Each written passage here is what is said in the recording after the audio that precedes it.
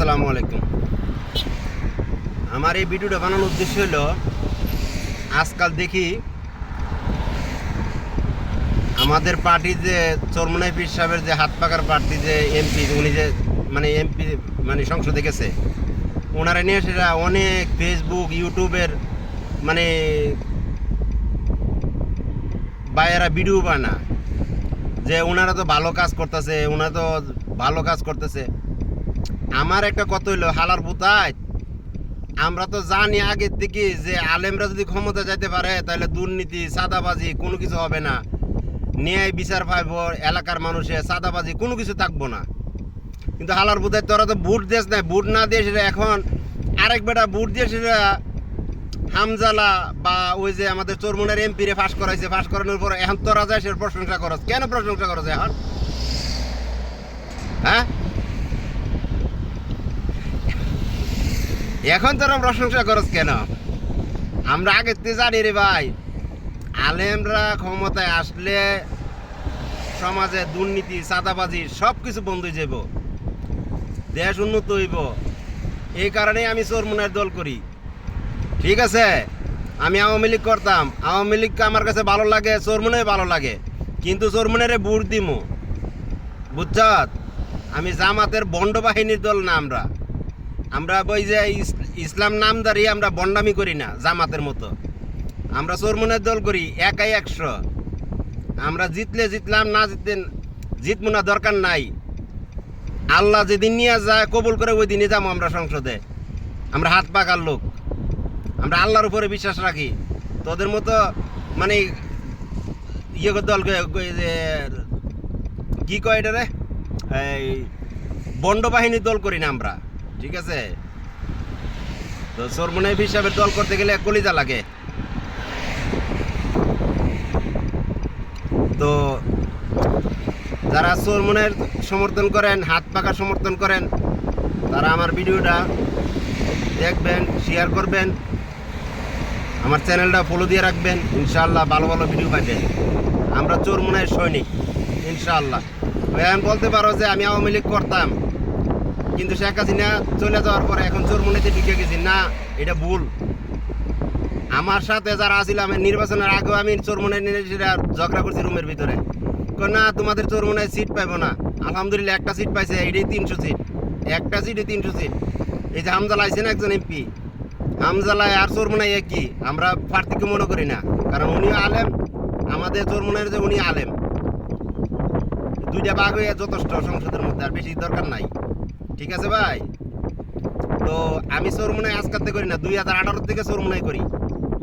ওই যে আমি ইরাক থাকাকালীন আমার ইরাকে এক বিএনপির ভৈরবের এক বিএনপির একটা ছিল, স্থানীয় নেতা ছিল, আমার বন্ধু মানুষ, ও বলতে পারবো।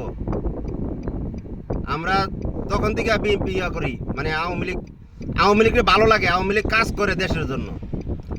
তবে চরমোনাইয়ের কাছে আওয়ামী লীগ নিরাপদ, চরমোনাই বিএনপি নিরাপদ, সব সারা বাংলাদেশের প্রতিটা মানুষের নিরাপদ। চরমোনাই কোনো হিংসুটের রাজনীতি করে না অন্য অন্য রাজনীতির মতো, জামাত বাহিনীর মতো। জামাত তো হিংসুটের রাজনীতি করে। জামাতের এক নেতা বলতেছে শেখ হাসিনা মাইরা ফেলা দিব। হালার পু হালা, দেখ শেখ হাসিনা যদি আবার আসে ক্ষমতায়, তো জামাতে করে বাংলাদেশ থেকে চিরতরে নিষিদ্ধ করে দেওয়া হবে। জামাতের কোনো একটা ফুকার রাখা যাবে না বাংলাদেশে। জামাতের হালার পুতায় হালা, শেখ হাসিনা মাইরা ফেলা দিবি।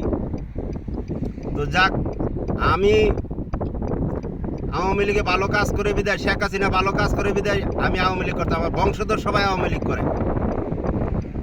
ঠিক আছে, আমার বাপ দাদা 14 গোষ্ঠী, আমার গ্রামের ভিতরে কোনো বিএনপির কোনো বুড়ি নেই, আমি এই এলাকার লোক। তবে আমার ইসলামী আন্দোলন বাংলাদেশের ভালো লাগে এই কারণে,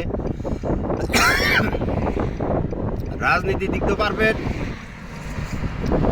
ইসলামের দিক তো পারফেক্ট, নেতা নাম্বার 1। আমার নেতা ফয়জুল করিম, রেজাউল করিম নাম্বার 1 নেতা বাংলাদেশের জন্য। বাংলাদেশের মানুষ আমার নেতার কাছে নিরাপদ। তো ভালো থাকবেন। আমার ভিডিওটা যদি ভালো লাগে তাহলে আমার চ্যানেলটা ফলো দিবেন, লাইক করবেন, শেয়ার দিবেন, বেশি বেশি করে শেয়ার দিবেন, যেন আরও অনেক লোকে দেখতে পারে, বন্ধুবান্ধব যারা আছে।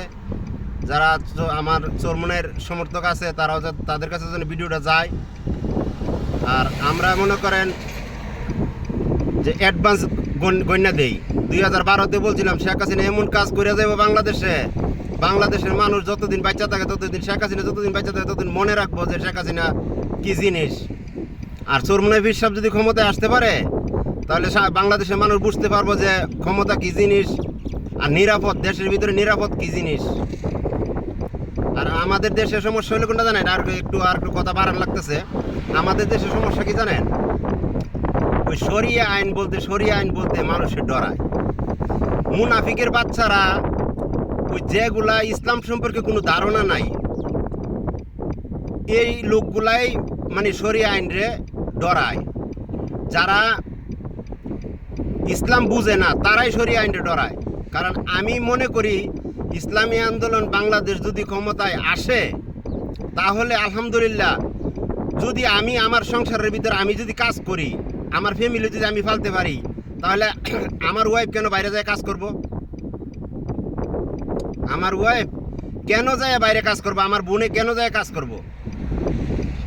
আমি তো একজন পুরুষ মানুষ, আমার ওয়াইফরে নামাজ পড়বো, রোজা রাখবো, পর্দাশীলভাবে থাকবো, পর্দার ভিতরে থাকবো। তো আমার ওয়াইফ তো ইচ্ছাকৃতভাবে সে পর্দা করবো। এটা তো আর আমার চোরমনের পীর সাহেব তো বলতেইব না যে তোমরা পর্দা বাধ্যতামূলক করতেইব। বাধ্যতামূলক তো পর্দা করতেইব না। একজন মহিলা যদি তার বিয়ের পরে যদি তার হাজব্যান্ডে যদি ঠিকভাবে 5 দিতে পারে তাহলে ওই মহিলাটা বাইরে যাওয়ার দরকার আছে? দরকার নাই। কথা বুঝাইতে পারছি?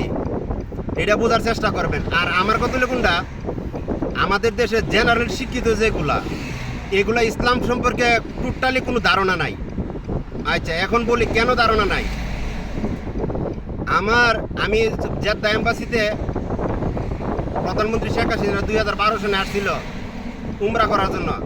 আমি ওই প্রোটোকলের গাড়ি চালাইছি 3 দিনের জন্য। স্পেশাল ড্রাইভার আছিলাম আওয়ামী লীগের।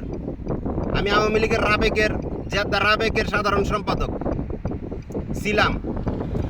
তখন একজন এডিসি, যিনি নাকি প্রাইম মিনিস্টারের সাথে কথা বলে সরাসরি মোবাইলে, এডিসির গাড়ি চালাইছি আমি 3 দিন।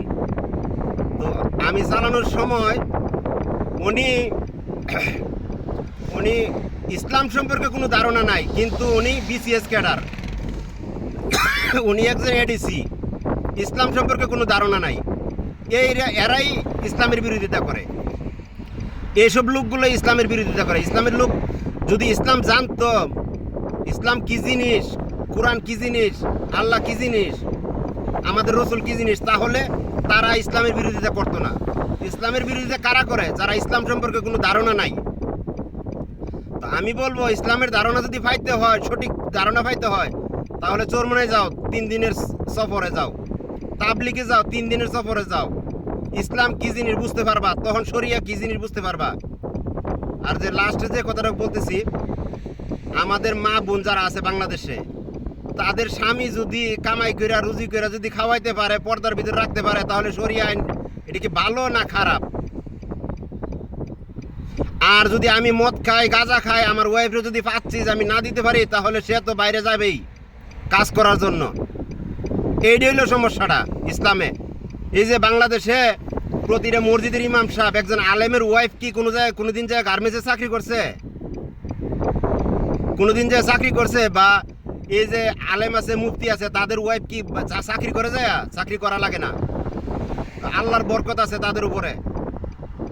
তারা কি খুব সুন্দর সুখে পরিবার নিয়ে চলাফেরা করে। একটা মসজিদের ইমাম সাহেবের ওয়াইফে দেখেন তো যায় সে কোনো জায়গায় চাকরি করে কিনা, খবর লই দেখেন। একটা আলেমের ফ্যামিলিতে যায় দেখেন কত সুন্দর পরিবেশে চলাফেরা করে। আর বিসিএস ক্যাডার হইলে কি লাভ হবো, সচিব হইলে কি লাভ হবো, গিয়া দেখবেন ভিক্ষা করে খাওয়ান লাগে লাশ পর্যায়ে। ঠিক আছে? তো আমার কথাটা যদি ভালো লাগে তাহলে আমার ভিডিওটা দেখবেন, লাইক করবেন, শেয়ার করবেন। ওকে, আসসালামু আলাইকুম।